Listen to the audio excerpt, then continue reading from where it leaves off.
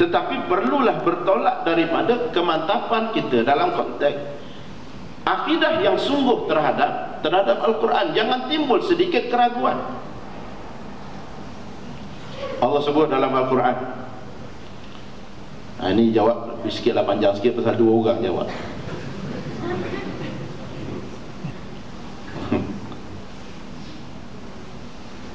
Allah sebut dalam Al-Quranul Karim, wa qala ar-rasul ya rabbi inna qaumi ittakhadhu hadzal qur'ana mahjura.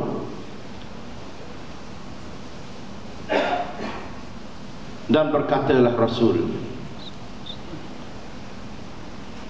wahai Tuhanku, kata Allah, sesungguhnya ada dari kalangan kaumku yang memulaukan Al-Quran. Ini tadi Ustaz sebut, yang memulaukan Al-Quran, yang mengesampingkan Al-Quran, yang mengenepikan Al-Quran, yang ambil tak endah dengan Al-Quran. Kalau kita buka dalam mana-mana tafsiran, seluruh ulama dia lebih cenderung untuk mentafsirkan ayat ini dengan mengemukakan siapakah golongan yang memulaukan Al-Quran, dengan harapan supaya jangan sampai kita termasuk dari kalangan golongan yang disebut dalam pengaduan Rasul kepada Allah, ada dari kalangan kaumku yang memulaukan Al-Quran. Sebab hidup kalau termasuk dalam golongan memulaukan Al-Quran, kayalah setara mana, hebatlah setara mana, dia macam 1 billion punya 1 million punya cerita kan. Dapat 1 juta, soalan pertama dah bungkus, baru tanya mana satu bandar diraja.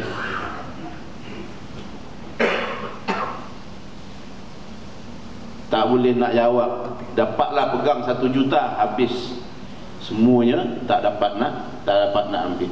Dia macam tu dunia ini. Kecuali apabila kita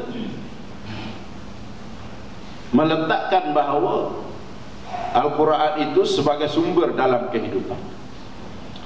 Maka sebab itu ulama dia menyebut siapa golongan yang memulakan Al-Quran. Pertama di antaranya ialah orang yang tidak mau belajar Quran. Belajar pun dia tak nak. Sebab itu timbul keraguan, pasal apa tak nak belajar. Maka kita kena cari ruang untuk kita belajar Quran. Belajar Al-Quran. Sebab itu belajar ini jawabnya syurga. Walaupun sampai tua, tak apalah, sedar dah tua nak buat macam mana kan. Dulu waktu muda-muda tak berapa nak sedar, dah tua baru sedar, baru nak belajar alif bata. Umur dah berapa? 70 tahun, gigi pun dah tak ada. 100 kali sebut ra, tak fasih-fasih, nak ra macam mana, gigi pun tak ada. Tak apa, keinginan nak belajar tu ada. Sebab tu dalam Al-Quran Allah menyebut syurga ni ialah untuk orang yang disayang oleh Allah, bukan untuk orang yang banyak beramal. Salah satu yang disayang oleh Allah ialah yang belajar.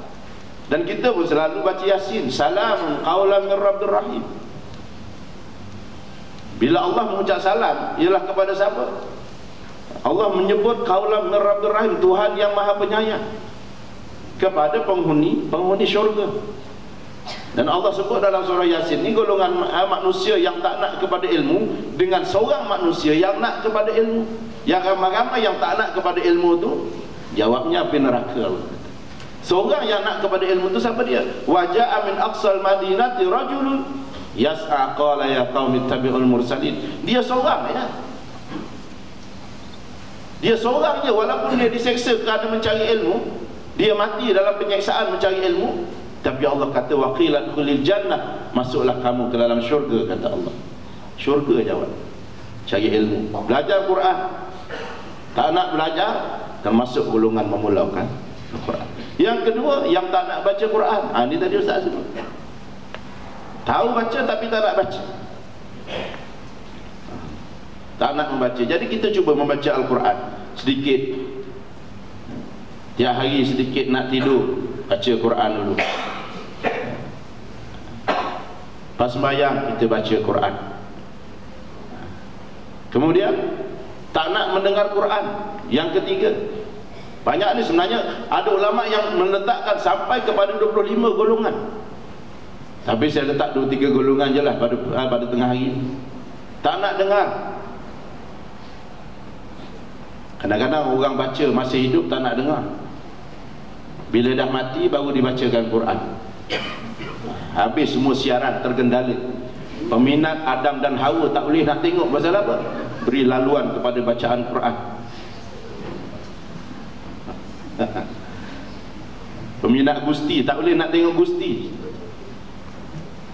Sebab itu tuan-tuan sekalian, baguslah untuk bacakan orang mati itu, bagus, bukan tak bagus. Tetapi Quran itu Allah kata bukan hudan lil mayit, tetapi hudan lin nas. Bukan petunjuk kepada mayat, petunjuk kepada manusia. Seterusnya ialah orang yang tidak nak mengambil pengajaran daripada Quran, tak nak merujuk, menjadikan Quran sebagai rujukan.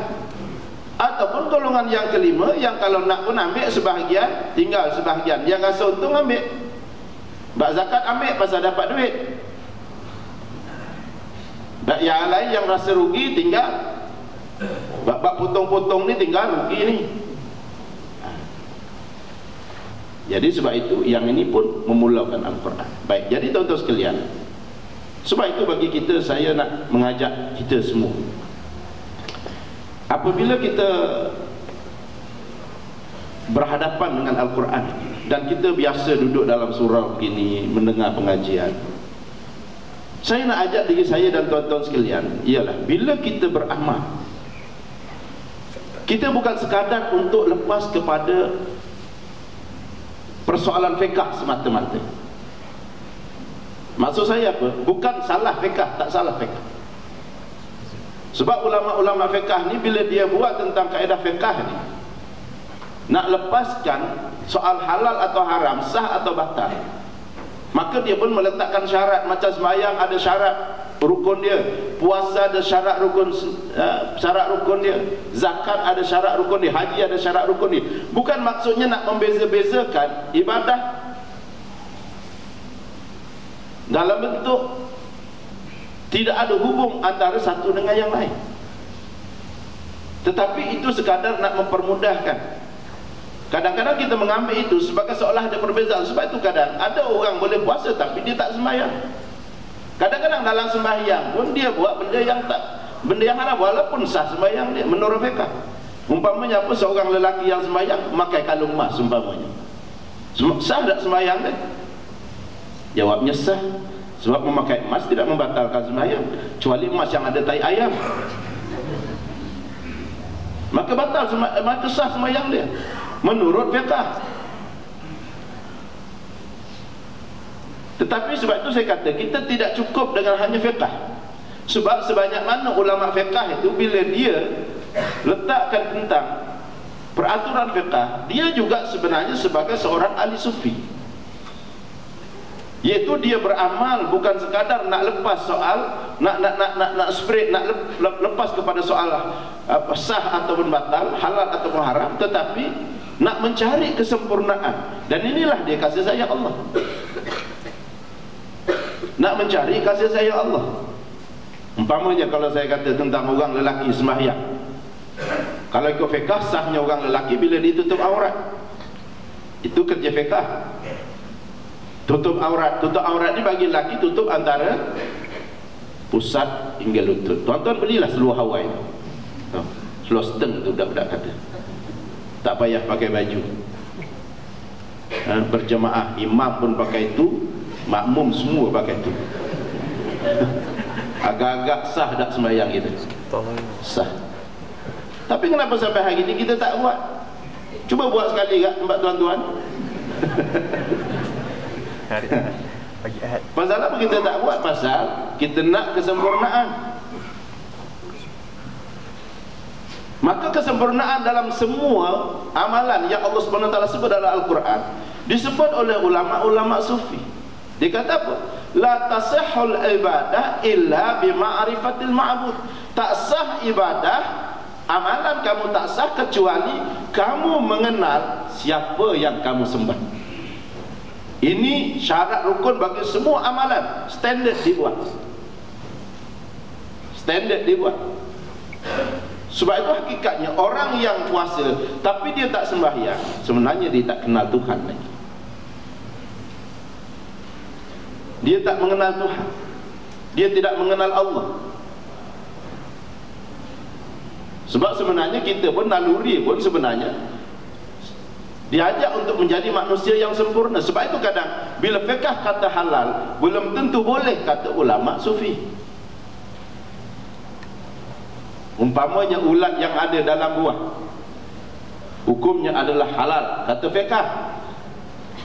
Walaupun ulama yang buat hukum ni pun dia pun tak makan ulat yang ada dalam buah. Pasal apa? Pasal dia nak kesempurnaan. Kita sendiri pun sebenarnya ini adalah sikit kuini kat rumah saya ni, tuan-tuan sekalian. Biasanya memang kita tak sembuh apa-apa, adalah kadang sarang kat dalam tu, tapi tak makan sayang, bau dia sedap. Nak makan berulat. Jadi macam mana nak makan? Aku pas elok-elok, tunggu pukul 12 malam, tutup lampu, makan. Dia rasa sama je. Rasa sama je. Mengkali lebih sedap lagi yang ada ulat. Ada perasa tambahan kan. Sama je. Lebih dia ada goyang-goyang, gerak sikit dekat masa telan. Tapi kalau ikut fiqh boleh. Tapi sampai hari ni, kenapa bila kita kupas ulat, kita kena kok lain yang tak ada ulat? Pasal apa? Pasal naluri kita juga sebenarnya diajak untuk hidup secara sempurna. Tetapi ia tidak makan itu kerana kesedaran, kerana masalah sufi, kerana ataupun kerana jijik. Kadang-kadang dia tak makan ulat tapi rasuah dia makan. Dia tak makan babi, dia kata haram tapi dia makan rasuah. Sebenarnya bukan kerana haram, tak makan babi kerana jijik. Maka kalau kerana jijik itu tidak menepati kepada kehendak Al-Quran. Maka kesempurnaan yang Al-Quran nak bawa ialah kerana kita nak mencari kasih sayang Allah. Itulah amalan yang kita buat daripada Al-Quran. Maka sebab itu mengelakkan sebarang bentuk keraguan kita dengan Al-Quran itu ialah dengan memahat dan menanam sungguh dalam jiwa kita dengan keyakinan akidah.